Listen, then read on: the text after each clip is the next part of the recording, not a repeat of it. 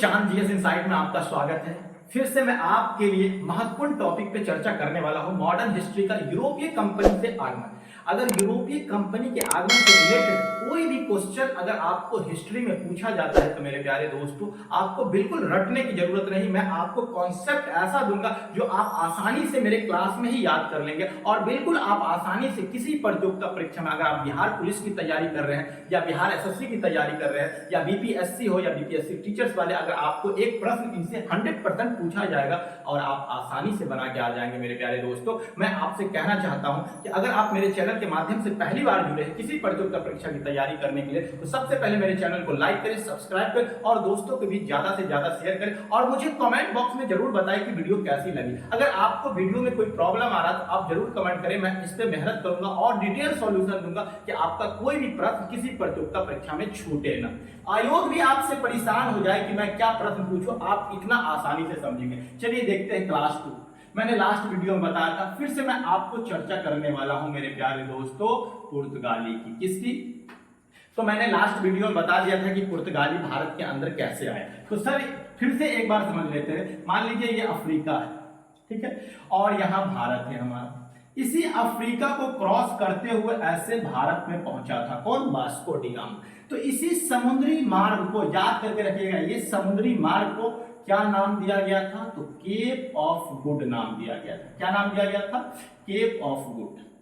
Vasco da Gama कब पहुंचा था भारत? 1498 में। लास्ट वीडियो में मैंने बता दिया, फिर से आपको रिकॉल कर देता हूं। तो ऑब्जेक्टिव अगर पूछा जाए तो आप आसानी से, कितने दिन लगे थे? तो 90 डेज लगे थे। आपसे पूछा जाए कौन से बंदरगाह पे पहुंचा था? तो केरल राज्य में पहुंचा था और कालीकट बंदरगाह पे पहुंचा था। आसानी से आप प्रश्न को कवर कर सकते हैं। और किस राजा ने इनका स्वागत किया था वास्को डी गामा का? मेरे प्यारे साथियों, तो आप आसानी से बोलेंगे राजा जेमोरिन ने इनका स्वागत किया था। यहां तक प्रश्न आपके क्लियर हो गए कि अगर कोई भी प्रतियोगिता परीक्षा में पूछा जाता है तो आप सेकंडों में बना सकते हैं। चलिए एक और प्रश्न को समझते हैं कि जब ये लोग यहां से व्यापार करते थे हमारे भारत से और यूरोप में लेके जाते थे, तो बेचने के बावजूद भी इनको कितना गुना मुनाफा होता था? तो 60 गुना। याद करके रखिएगा, ये मसाले का व्यापार करते थे और हमारे देश से सबसे ज्यादा काली मिर्च का व्यापार होता था और अपने देश में बेचने के बावजूद भी ये 60 गुना मुनाफा कमाते थे। और एक प्रश्न और मेरे साथियों याद रखिएगा कि सबसे पहले कौन आया था? तो वास्को डी गामा आया था। वास्को डी गामा मैंने पिछले वीडियो में चर्चा कर दिया है, वास्को डी गामा। दूसरा पुर्तगाली कौन आया था? तो याद करके रखिएगा, पेड्रो अल्बरेज। कौन आया था?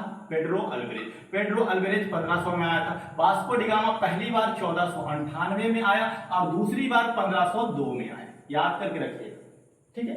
और आपको एक प्रश्न और बता देते हैं कि भारत की खोज नहीं की गई थी। भारत तो ऑलरेडी पहले से था, ये तो नहीं। भारत में व्यापार की खोज की गई थी कि भारत में अब व्यापार कैसे किया जाए, ठीक है। तो आपको याद रखना है कि प्रिंस हेनरी, यानी उस समय पुर्तगाल में राजशाही व्यवस्था थी। कौन? राजा प्रिंस हेनरी, जिसे द नेविगेटर कहा जाता है। प्रिंस हेनरी के नेतृत्व में समुद्री मार्ग की खोज की गई थी, इसे द नेविगेटर भी हम कह सकते हैं। तो आपको आसानी से प्रश्न समझ में आ गया। और अब व्यापार का सिलसिला जारी रखने के लिए पुर्तगाली ने वाइसराय नियुक्त किए पुर्तगाल से कि वाइसराय को भेजा जाए और व्यापार को हर भारत के हर क्षेत्र में व्यापार को कैसे बढ़ाया जाए। तो अब देखिए, मैं आपको बारी बारी से व्यापार वाइसराय के बारे में बताता हूं, जिससे कोई भी प्रतियोगिता परीक्षा में अगर प्रश्न पूछा जाता है तो आप आसानी से बना सकते हैं।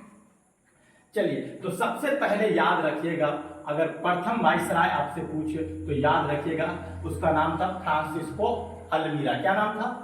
फ्रांसिस्को। मैंने पिछले वीडियो में बता दिया, फिर से आपको रिकॉल कर देता हूं। Francisco de almirah. क्या ये नाम याद रखेंगे? Francisco de almirah. ये पहला वाइसराय था। कब आया था? तो 1505 में। कब आया था? 1505 में। कब तक रहा था? तो 1509। डेट याद हो गया? कहिएगा सर कितना डेट याद करें? तो मेरे प्यारे दोस्तों, रिकॉल करके आप आसानी से याद कर सकते हैं कि फ्रांसिस्को द अल्मीरा पहली बार कब आया था? 1505 में, ठीक है। ये वाइसराय, आपसे पूछा जाए प्रथम वाइसराय कौन, तो याद करके रखिएगा यही प्रथम वाइसराय था। एक प्रश्न आपको आसानी से बन जाएंगे। फ्रांसिस्को द अल्मीरा प्रथम वाइसराय था, ठीक है। और एक प्रश्न इससे और पूछा जाएगा कि इसने क्या अभियान चलाया था। तो मेरे प्यारे दोस्तों सेकंडों में आप याद कर सकते हैं कि ये समुद्री क्षेत्र से आए थे, तो इन्होंने एक पॉलिसी चलाई थी जिस पॉलिसी का नाम रखा गया था ब्लू वाटर पॉलिसी। कौन सी पॉलिसी? ब्लू वाटर पॉलिसी, याद करके रखिएगा। कौन सी? तो ब्लू वाटर पॉलिसी, ठीक है। ब्लू वाटर पॉलिसी चलाया था इन्होंने। अब याद करके रखना, इसी का दूसरा नाम है शांत जल की नीति। आपसे ऐसे भी प्रश्न पूछ सकता है कि शांत जल की नीति किसने चलाया था। आप स्क्रीनशॉट पे प्रश्न को आसानी से देख सकते हैं कि शांत जल की नीति किसने चलाया था, तो आप आसानी से बोल देंगे फ्रांसिस्को द अल्मीरा। याद हो गया। प्रथम वाइसराय पुर्तगाली का कौन था, तो फ्रांसिस्को द अल्मीरा। दो प्रश्न आपको 100% पूछे जाएंगे और आप सेकंडों में आसानी से बना सकते हैं। चलिए दूसरे वाइसराय का नाम आप याद रखिएगा, या हम गवर्नर भी इसे कह सकते हैं। क्या बोल सकते हैं? गवर्नर, ठीक है। जिसका नाम था अल्फांसो द अल्बुकर्क। क्या नाम था? अल्फांसो द अल्बुकर्क, ठीक है। अल्बुकर्क याद करके रखिएगा। इनसे महत्वपूर्ण प्रश्न बनते हैं मेरे प्यारे दोस्तों। अल्फांसो द अल्बुकर्क, ये इंपॉर्टेंट फैक्ट बनेगा।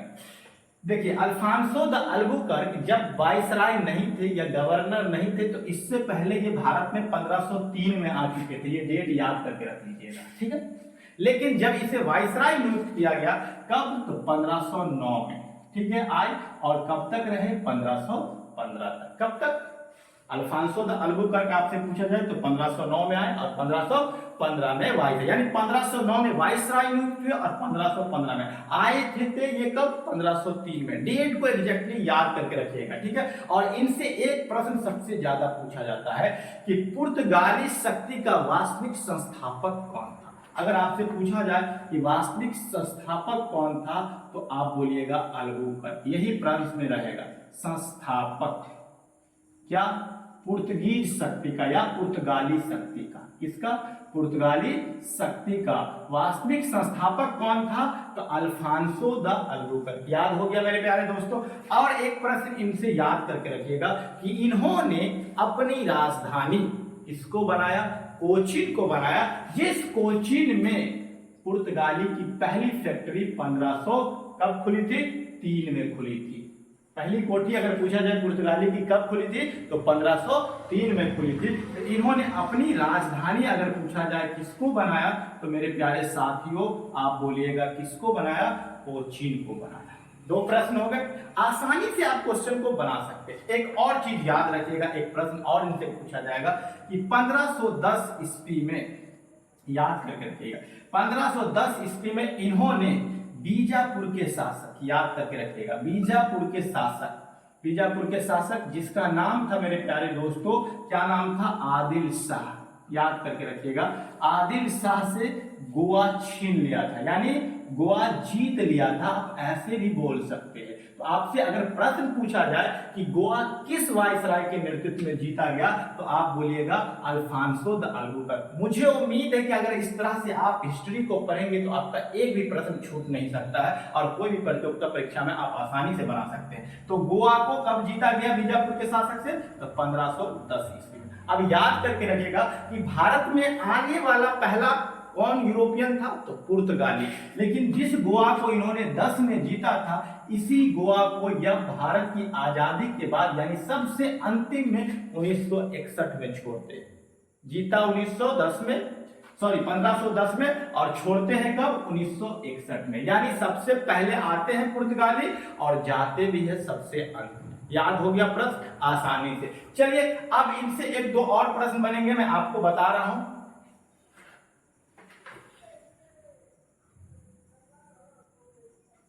चलिए तो आपने दो वाइसराय से जो क्वेश्चन रिलेटेड बनेंगे आप आसानी से बना देंगे मेरे प्यारे दोस्तों।